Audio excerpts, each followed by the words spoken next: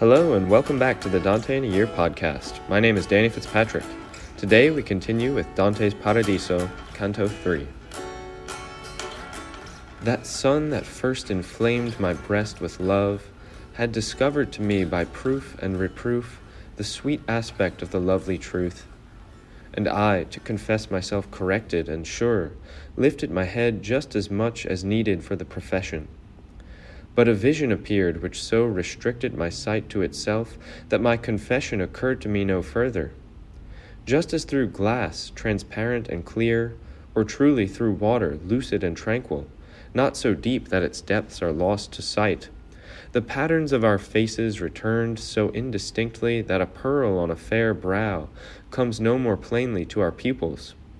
I saw many such faces ready to speak, so that I rushed into the contrary error to that inflamed the love between the man and the fountain. As soon as they occurred to me, assuming their semblances reflected, I turned around to see whose they were, and I saw nothing, and I turned back toward the light of the sweet guide, who, smiling, showed the ardor in her holy eyes.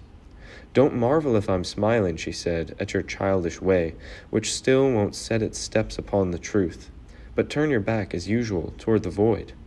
These are true substances, you see, relegated to this place for lacking in their vows.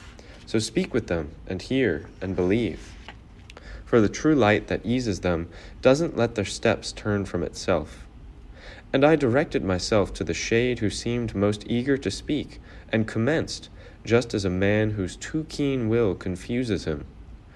O well-created spirit, who in the rays of life eternal sense the sweetness that, not tasted, can't be understood, be gracious with me, and content me with your name and the fate that's befallen you all.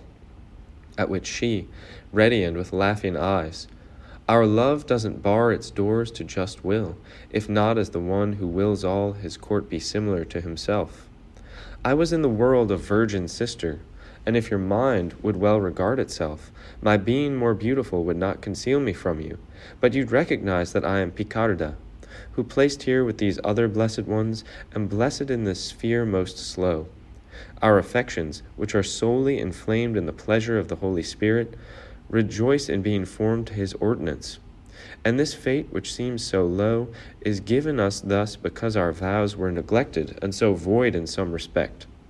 At which I to her, "In your miraculous faces there shines I know not what divinity that transmutes you from your former concepts."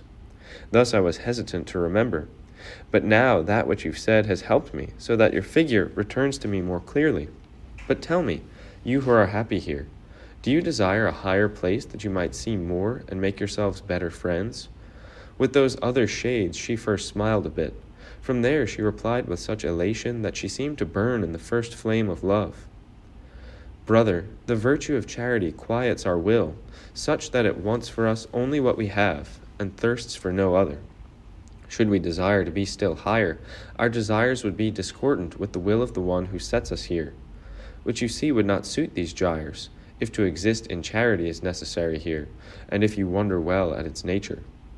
Rather, it is formal to this blessed existence that we be held within the divine will, that our wills should all be one and the same, such that as we're set threshold on threshold through this realm, it pleases all the realm as it pleases the king who involves us in his will, and in his will is our peace.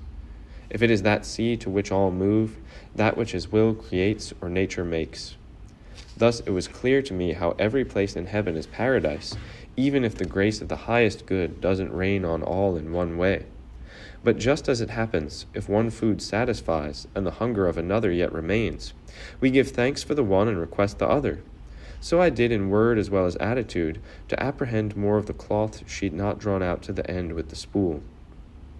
"Perfect light and high merit set a lady higher in heaven," she said to me, "by whose rule they're vested and veiled in your world below, so that up to death one watches and sleeps with that spouse who accepts every vow that charity conforms to his pleasure.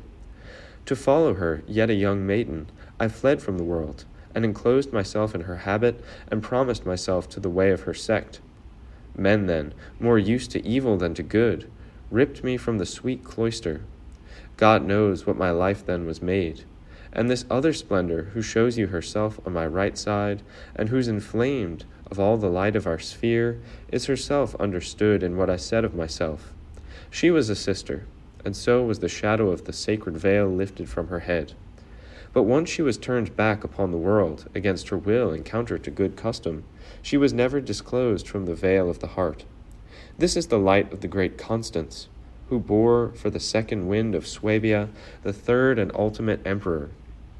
So she spoke to me, and then commenced, Ave Maria, in song, and singing vanished as a heavy thing through deep water. My sight, which followed her as long as was possible, once it had lost her, turned itself to the sign of higher desire, and bent all toward Beatrice. But she so shone upon my gaze that at first my sight couldn't suffer it, and that made me slow to question her further. Thanks for joining me for another episode of the Dante in a Year podcast. See you next time for Dante's Paradiso, Canto 4.